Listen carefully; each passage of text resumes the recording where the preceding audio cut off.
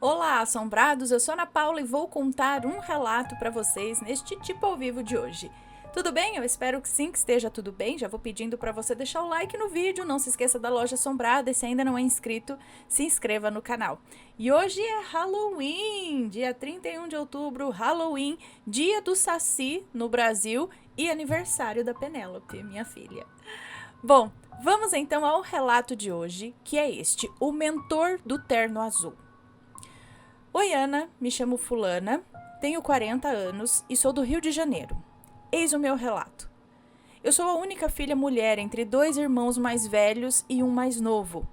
Desde criança, por volta dos meus 2 anos de idade, sentia coisas como presenças e até sentimentos que eu não sabia de onde vinham. Bastava eu ficar sozinha em algum lugar, tipo eu no quarto brincando com as minhas bonecas e minha mãe em algum lugar da casa fazendo suas tarefas, que eu começava a sentir alguém perto de mim, como se me vigiasse. Eu sentia isso também. Eu gritava para minha mãe: "Mãe, corre aqui, tem alguém aqui!" E minha mãe ia olhar. Ela olhava para mim e dizia: "Não tem ninguém aqui, eu já falei que é sua imaginação." Minha mãe sempre gostou de arrumar a casa ouvindo músicas no rádio. E havia certas músicas que me traziam sentimentos que eu não sabia o porquê de senti-los. E junto com os sentimentos apareciam na minha mente algumas imagens de lugares que eu não sabia de onde eram.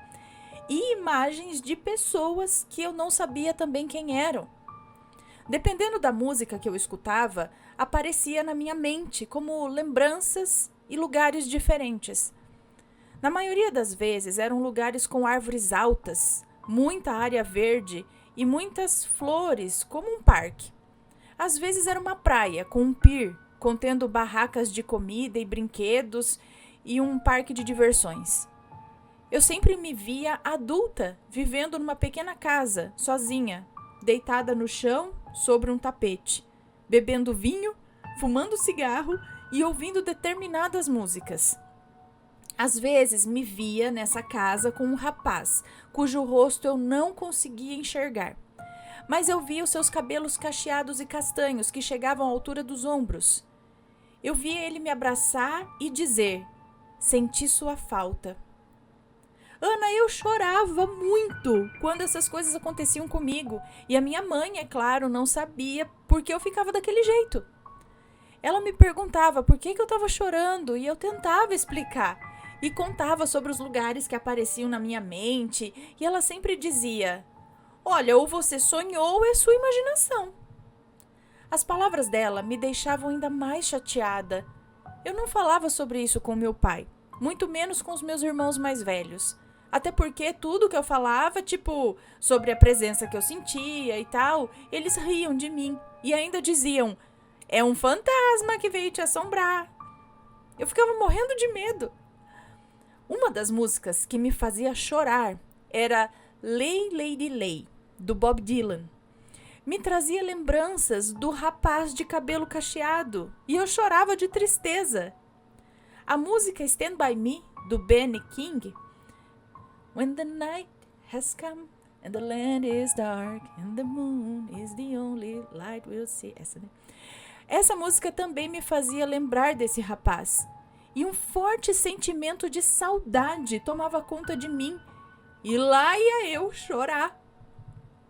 A música Let's Dance, do Chris Montes, é assim que fala?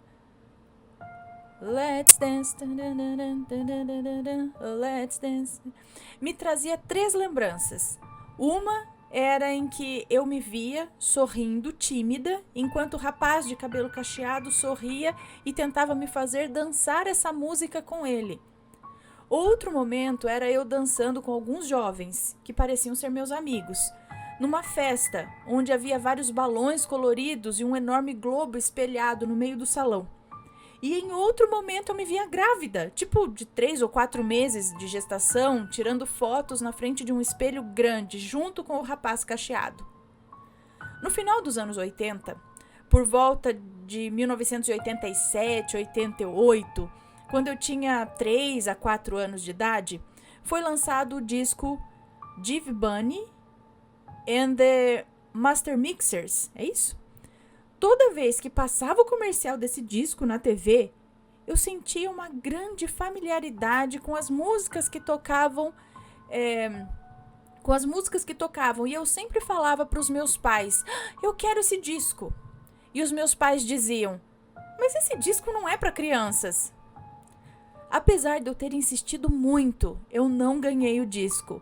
Mas sempre que as músicas daquele disco tocavam no rádio, eu parava tudo o que eu estava fazendo para dançar. Eu pegava minha vassourinha de brinquedo e a fazia de guitarra. Eu sempre amei guitarra e rock and roll dos anos 50, 60 e 70. Meus irmãos diziam que eu era louca.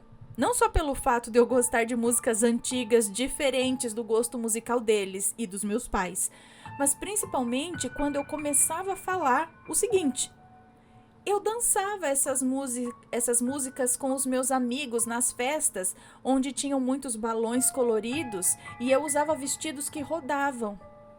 Ou ainda dizia, eu dançava essas músicas com o meu amor dos caixinhos. Meu irmão mais velho, que é 7 anos mais velho que eu, falava assim, para de palhaçada, só fala porcaria, mas mal saiu das fraldas e fica pensando besteira? Eu chorava muito porque ninguém me entendia. E nem eu mesma também, né? E eu cresci assim, diferente dos meus pais e dos meus irmãos. Enquanto eles sempre gostaram de samba, pagode, forró e até Roberto Carlos, eu sempre curti rock das antigas. Nunca me encaixei no perfil da minha família. Na minha adolescência, enquanto todos gostavam de se reunir em churrascos em meio a muito pagode, samba, risos e conversas animadas, eu preferia ficar no quarto ouvindo as minhas músicas favoritas. Ah, mas eu era assim também, igualzinho. Não, mas é que meu irmão ouvia as músicas os rock and roll da vida, meu irmão ouvia assim, então eu posso dizer que eu tive também uma certa influência. Mas eu te entendo. Bom, eles me chamavam de bicho do mato. Tentavam me incluir no meio deles, mas eu nunca me sentia bem, mesmo sendo os meus pais e os meus irmãos ali.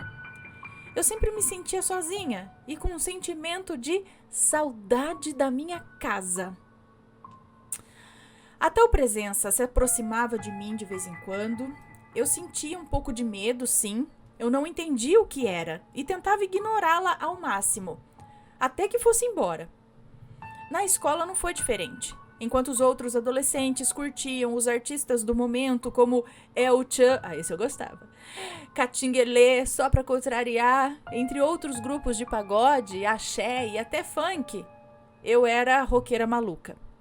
Enquanto as meninas gostavam de vestir as roupas, as sandálias e os tênis da moda, eu era a que estava sempre usando roupas pretas e all-star. Me chamavam de esquisita, maluca, fora de moda e ainda me olhavam com cara de nojo. Penélope que faz uma cara assim. Pra zoar. E eu sempre tive no máximo 5 amizades dentro da escola.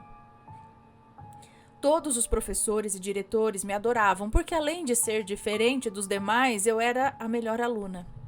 Eles gostavam de conversar comigo sobre músicas antigas e me questionavam como eu, uma adolescente de 13, 14, 15 anos, gostava tanto de músicas que não eram da minha época e perguntavam se eu aprendi a gostar com os meus familiares.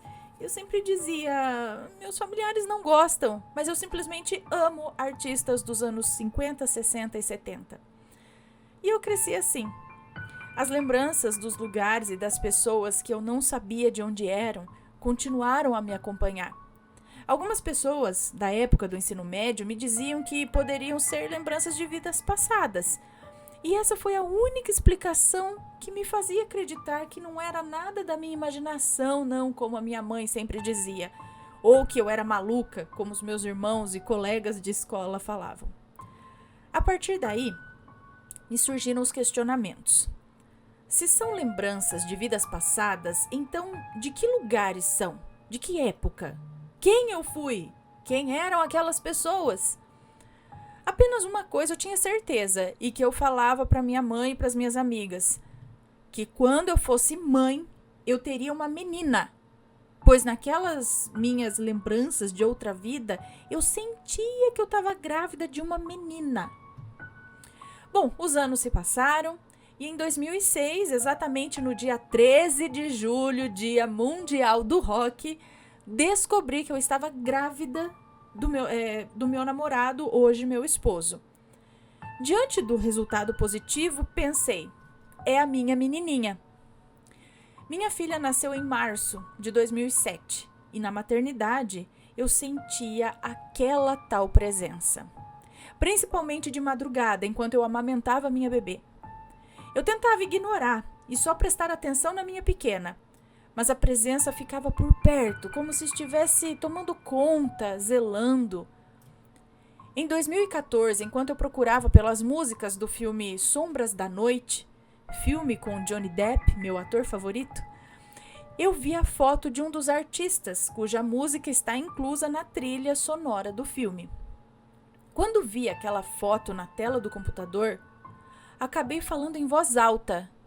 Eu te conheço de algum lugar.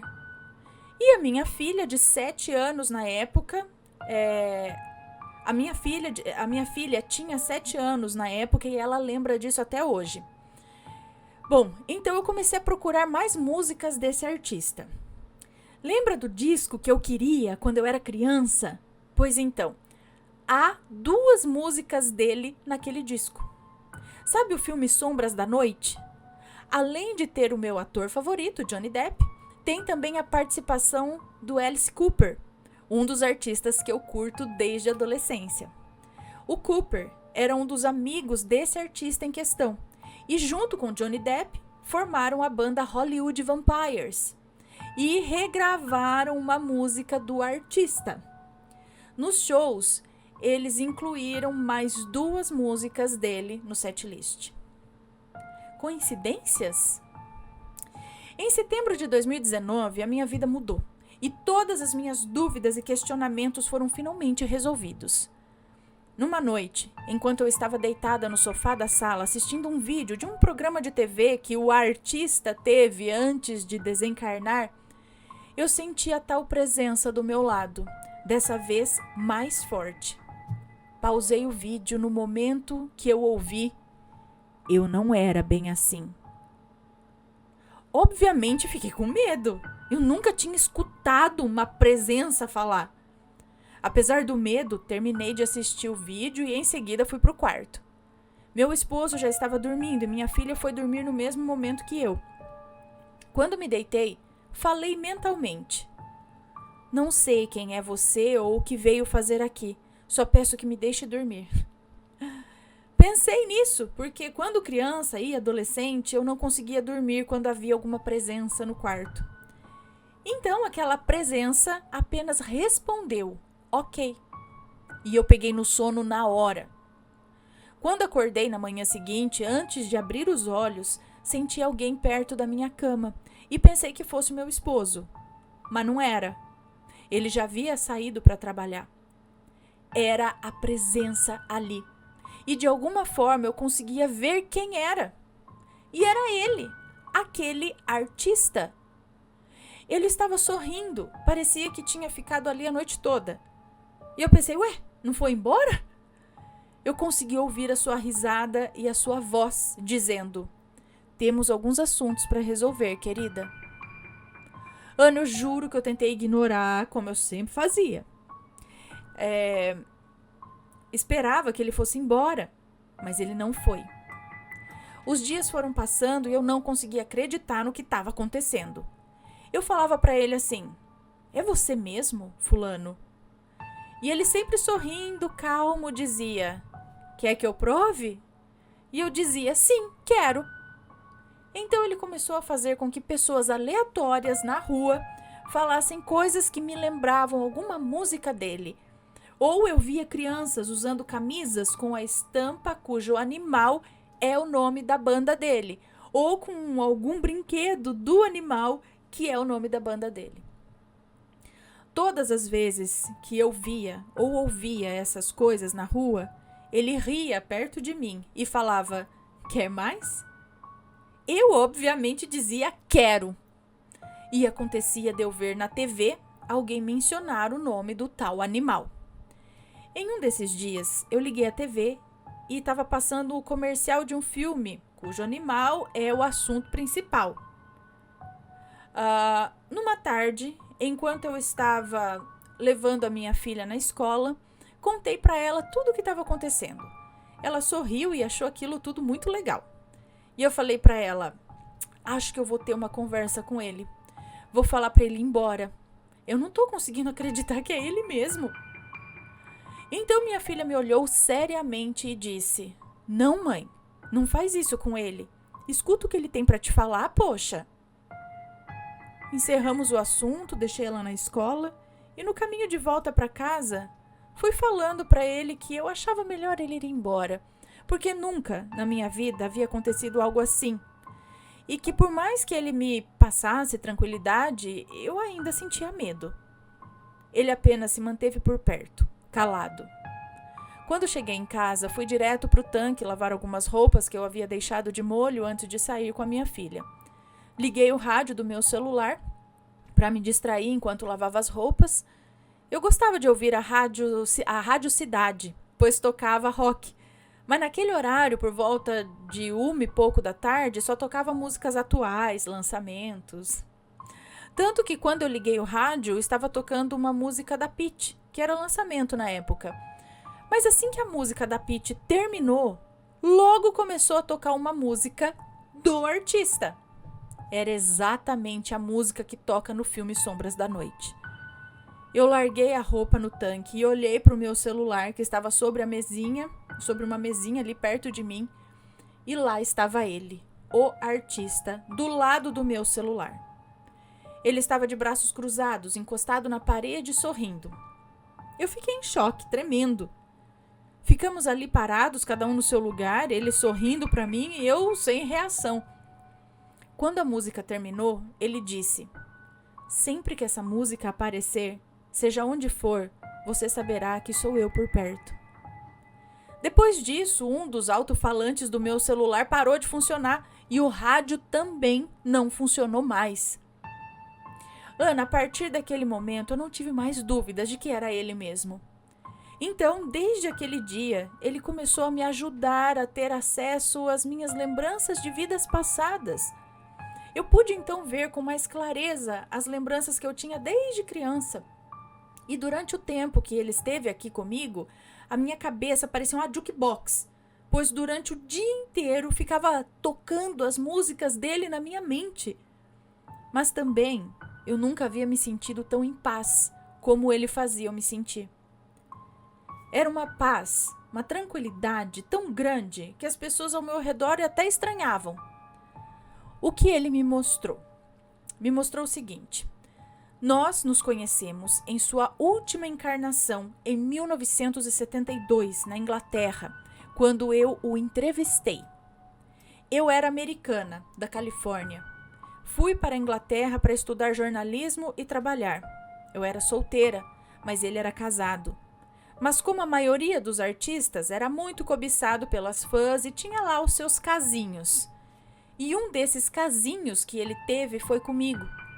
A gente quase não se via por conta da agenda dele, que estava sempre lotada.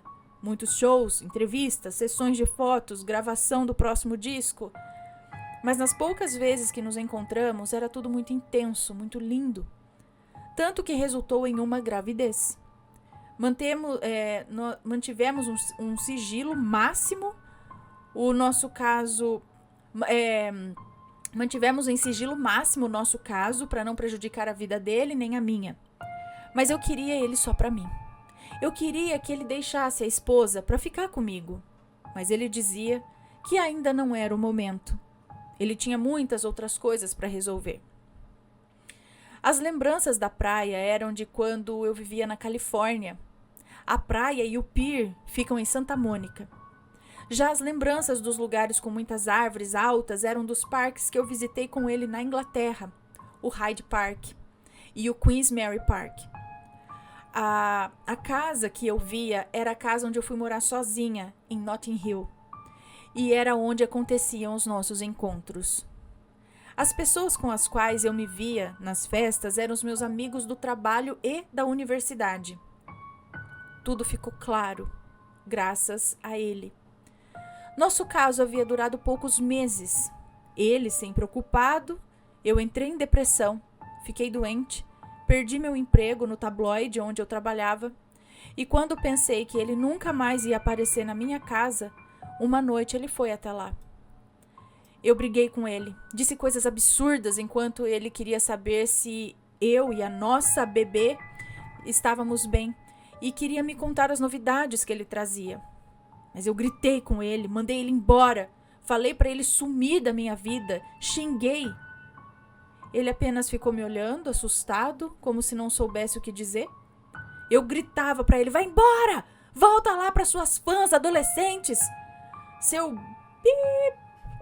Se sua esposa aceita isso, o problema é dela. Eu não aceito e não quero isso para minha vida. O que eu xinguei ele, na verdade, ele não era aquilo que eu xinguei. Eu apenas tinha muitos ciúmes dele com as fãs. E ele tentava calmamente entender do que eu estava falando. Aí eu corri para o meu quarto, sentei na minha cama.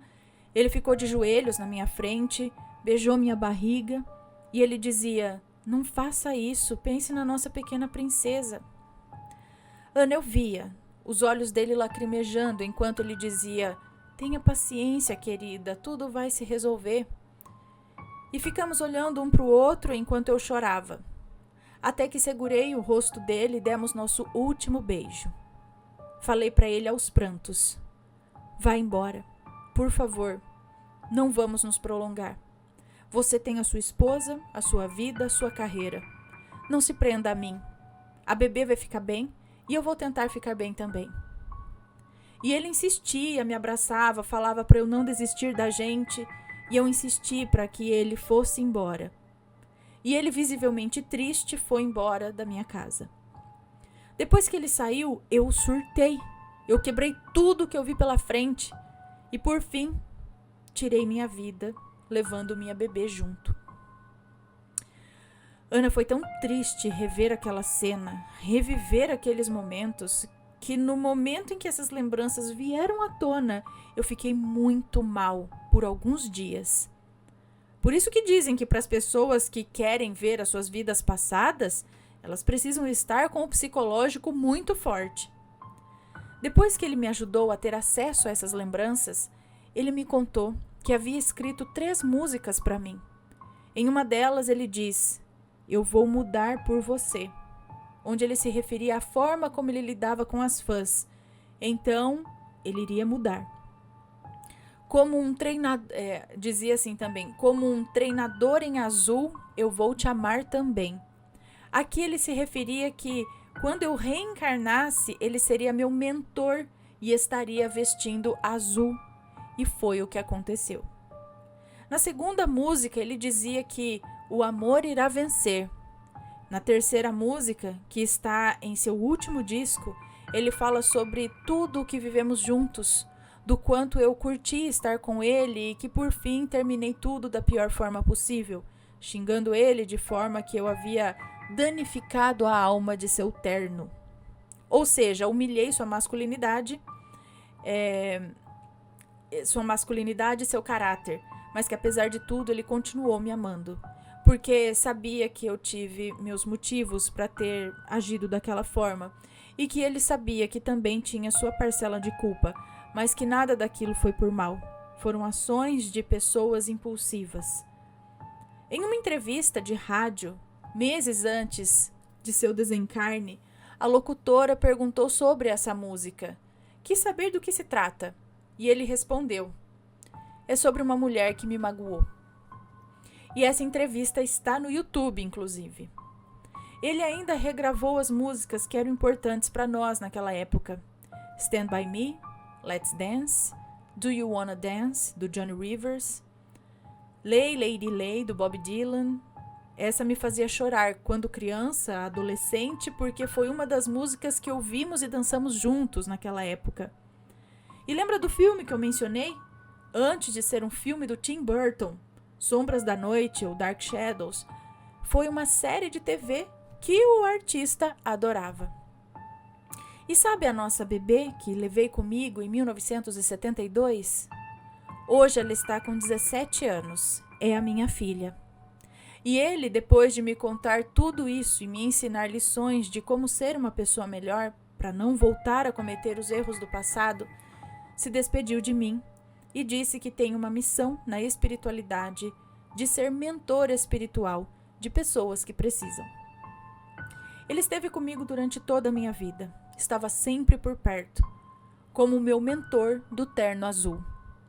Sinto saudades dele, mas sei que ele está cumprindo a missão dele na espiritualidade enquanto eu cumpro a minha missão por aqui.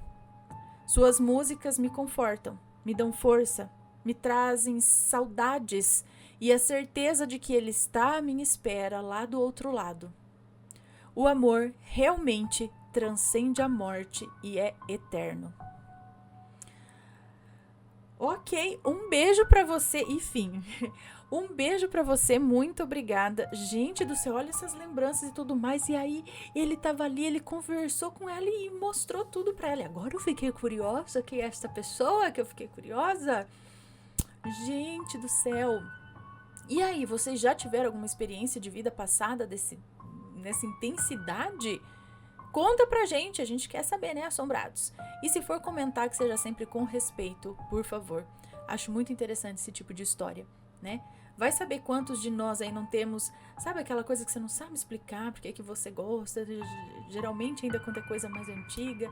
Será que é uma lembrancinha, um negocinho de uma vida passada? Só que a gente não consegue, né? Não tem todo esse acesso que ela teve? Pode ser. Bom, esse foi o relato de hoje, espero que tenham gostado, um grande beijo para vocês, um feliz Halloween e a gente se vê no próximo relato. Fui! Tchau, tchau!